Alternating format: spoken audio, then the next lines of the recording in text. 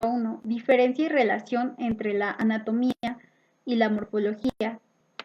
La morfología estudia las formas externas e internas de la estructura de los seres humanos, sus transformaciones y las causas que la determinan. La anatomía estudia la estructura de los seres vivos, es decir, la forma topográfica, la ubicación y la relación entre sí de los órganos que la componen.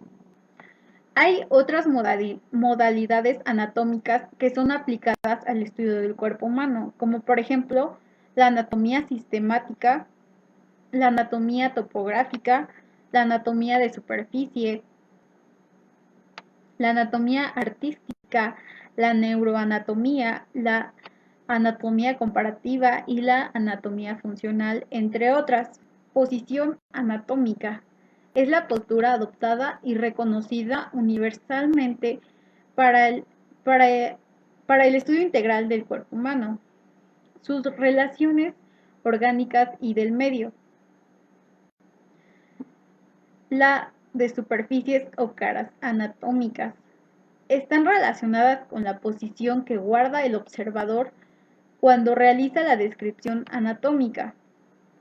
Su importancia es cuando se describe una lesión, fuera o dentro de los límites corporales.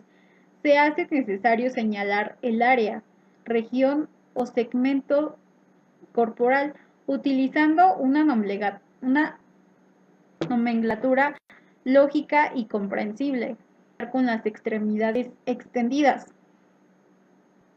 Miembros superiores ligeramente separados del cuerpo y con las palmas hacia adelante. Miembros inferiores igualmente, como por ejemplo estar de pie, cabeza erecta, ojos abiertos, mirada al frente, brazos extendidos a los lados del cuerpo, palmas hacia adelante, piernas extendidas ligeramente separadas y pies paralelos. Los planos anatómicos es el plano sagital, el cual nos divide como en cuatro partes el cuerpo. El plano frontal, que nos divide en dos, de arriba hacia abajo. Y el plano transversal, que nos divide igualmente en dos, pero de diferente manera, porque el plano transversal se supone que nos partiría en dos, de la cadera a los pies y de la cadera a la cabeza. El plano medio es un plano vertical sagital que atraviesa longitudinalmente el cuerpo y lo divide en dos mitades, derecha e izquierda, que nos pasa por en medio del cuerpo, dejando así una mano de un lado, una mano de otro lado y dejando así pie derecho y pie izquierdo, ojo derecho y ojo izquierdo. El plano define la línea media de la cabeza al cuello y el tronco. Las regiones y cavidades del cuerpo también se dividen en ciertos puntos. Por ejemplo, la división del abdomen, que se podría decir que nos parte en cuatro partes la parte del abdomen, pasando por el centro, que es el ombligo, y por lo cual obtenemos la parte superior derecha, la parte superior izquierda, la parte inferior derecha y la parte inferior izquierda. El hipocondrio derecho, órganos, lóbulo derecho del hígado, vías biliares, ángulo derecho del colon, riñón derecho, glándula suprarrenal.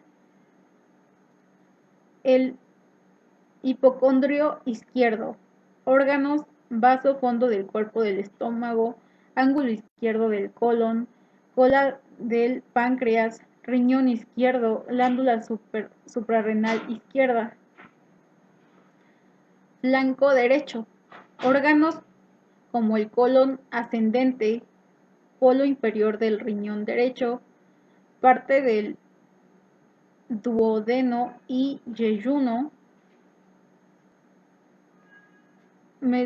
mesogastrio umbilical, órganos curvatura mayor del estómago, duodeno, parte del yeyuno y león, colon transverso, cabeza y cuerpo del páncreas, uretres y el flanco izquierdo. Órganos como por ejemplo el colon descendente, polo inferior riñón izquierdo, parte del yeyuno o ileón. El hipogastrio. Órganos: intestino delgado, la vejiga, el útero, parte terminal de los uréteres. También está la fosa ilíaca izquierda. Órganos: colon sigmoides, uréter izquierdo, ovario izquierdo, conductor espermatoico izquierdo.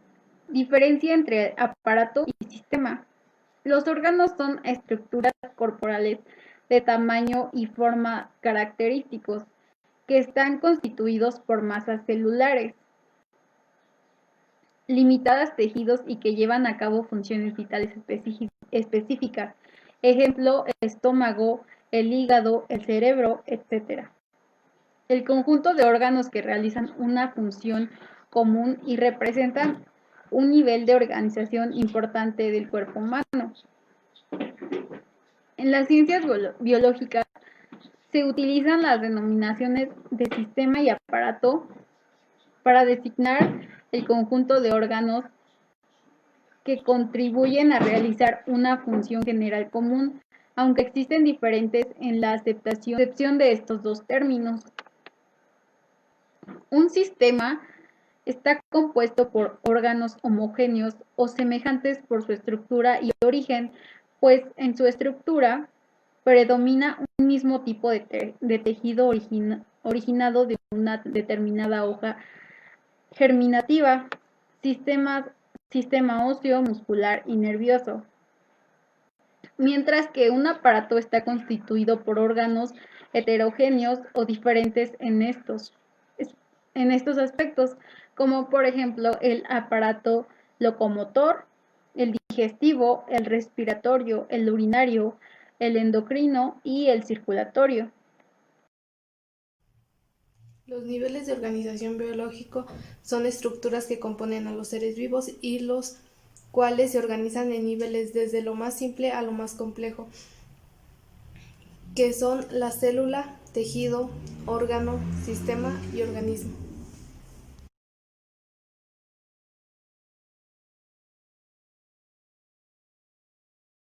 La célula es la unidad de vida biológica, morfológica y fisiológica de los seres vivos, constituidas por organelos como el nucleolo. Dentro del nucleolo se produce la biosíntesis de ribosomas para formar el ARN.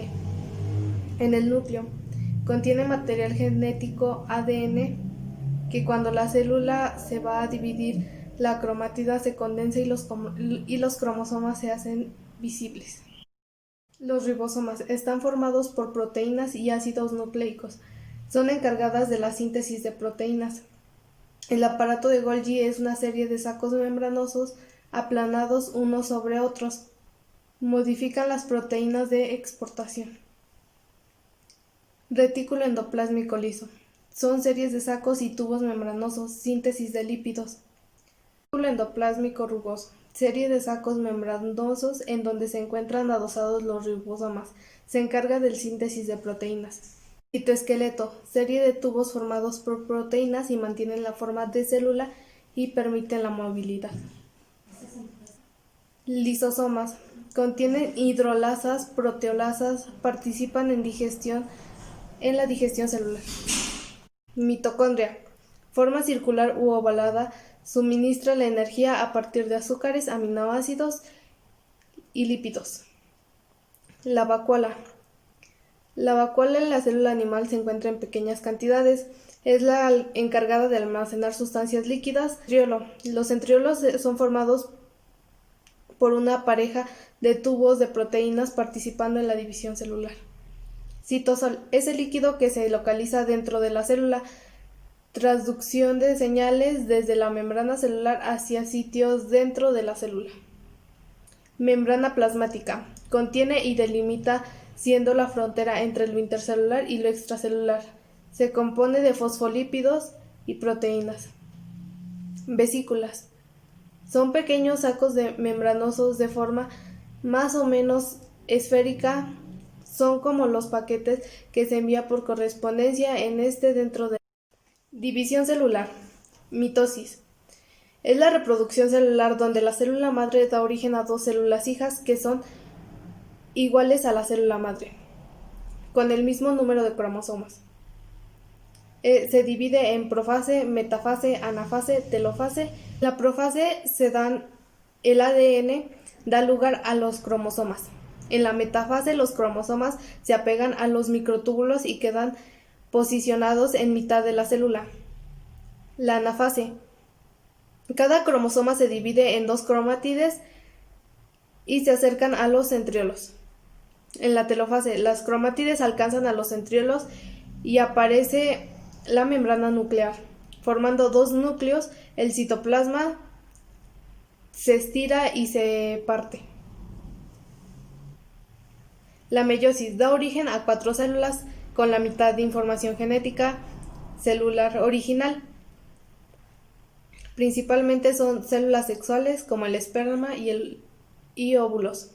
La meiosis 1 es igual. En la meiosis 2 es igual que la meiosis 1, 4 células nuevas, pero pierden la mitad de material genético. Son células haploides, que son el espermatozoide y el óvulo. Cuando estos se juntan, cada uno aporta mitad de material genético a un nuevo progenitor. Tipos de tejidos. Existen 4 tipos de tejidos. El tejido epitelial. Revisten superficies corporales, dan origen a las glándulas, permiten la interacción del medio interior al medio exterior. Tejido conectivo. Protege y da soporte al cuerpo y sus órganos. Tejido muscular. Compuesto por células especializadas para la contracción y generación de fuerza. Tejido nervioso. Genera impulsos nerviosos que activa la contracción muscular y la secreción glandular. Epitelios de revestimiento y glandulares. Los epitelios de revestimiento cubren el revestimiento del cuerpo, formando membranas de diferente espesor según el grado de protección. Epitelios glandulares. Método de distribución de sus productos segregatorios. Pueden ser exócrinas, endocrinas y mixtas.